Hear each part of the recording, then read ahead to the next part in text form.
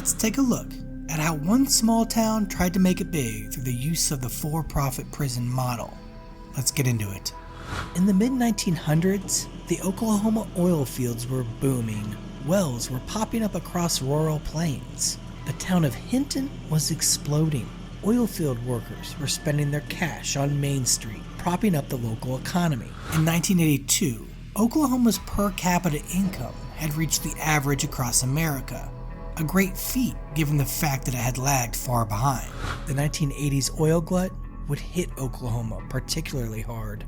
One oil man said, "The oil industry just ran over a cliff one night. By the end of the decade, 100,000 jobs had been lost in the state." Just to put in perspective the loss that was suffered, the price of a barrel of oil went from over $34 in March 1981 to just $10 in November 1988. The population of Hinton left in droves during this time. The town suffered a 14% loss in residents. Hinton needed to replace the jobs and money.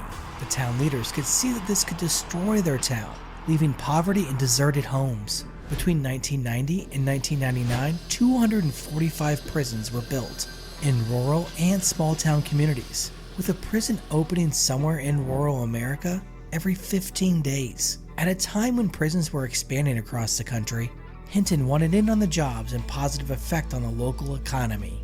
The local development board would take matters into their own hands and would obtain financing to build a prison.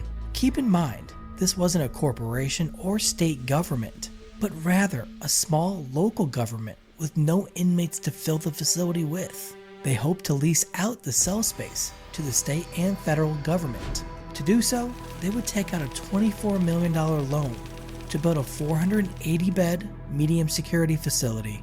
They projected to create 115 jobs in a community of 1,233 people. This would be the first privately run prison in the state of Oklahoma. The state corrections spokesman said of the construction, "If they can house them cheaper, then it's something that would be looked at, setting the table for money to flow through the town."